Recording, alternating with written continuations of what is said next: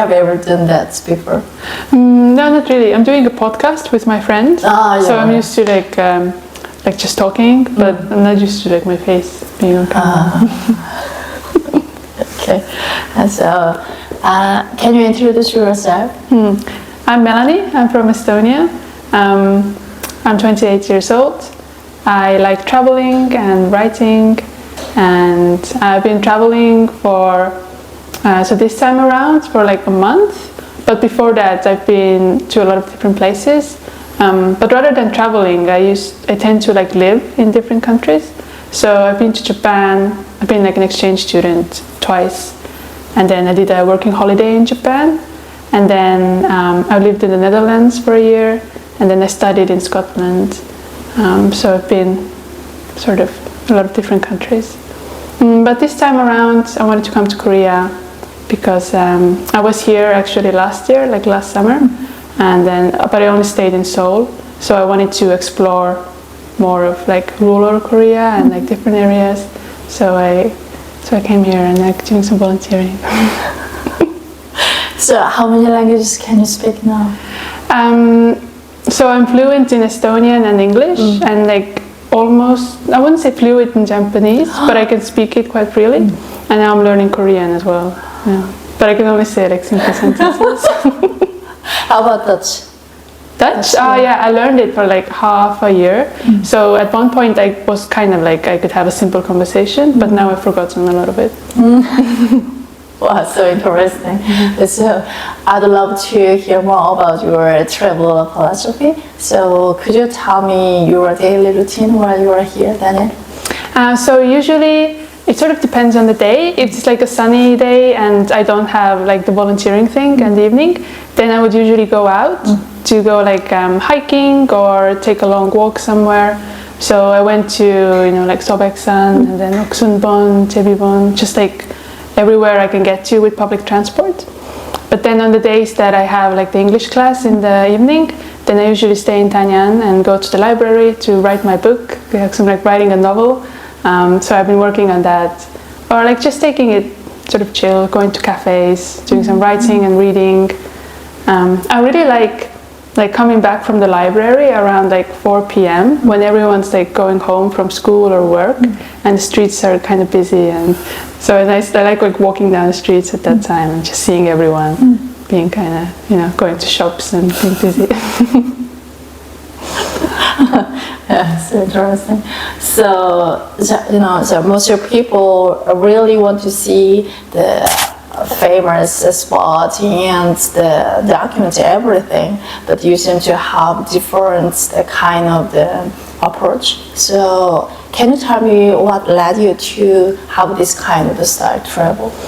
I think because I've been traveling for quite a bit. So when we were kids as well, my parents would like take us on family holidays, but we would usually go like somewhere a bit different, like hiking or do like a road trip in Iceland or something. So I guess I got it from my parents because they were never very interested in like these huge landmarks. They just wanted to like explore and see like something different. And when I started traveling on my own, at first I would go to like cities and like go to all the main tourist attractions. But then after a while I realized that, I mean, yeah, they're cool, but it's always like a nice little cafe you found somewhere, or like just some like quiet alleyway. It's not just because something is big and famous doesn't make it kind of better, I don't think. So I do go to those places, but they're not as important for me. For me it's more important to like stay in a place and try to sort of see what the life is like there. So I feel like you get to do that more when you go to places where locals go to.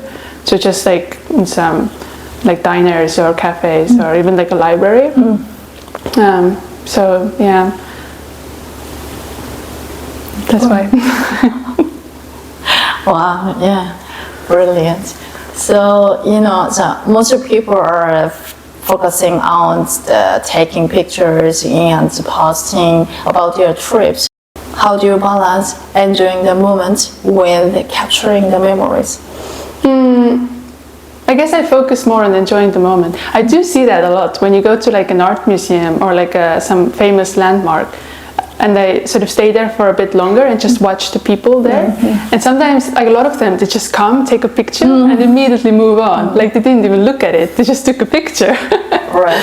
So I guess I try to avoid that. So I do take like photos, but then I also try to just stay there and like look at it. And my mom does that a lot as well. Like she likes to see how like the light changes, and then you know what kind of different colors appear and stuff like that.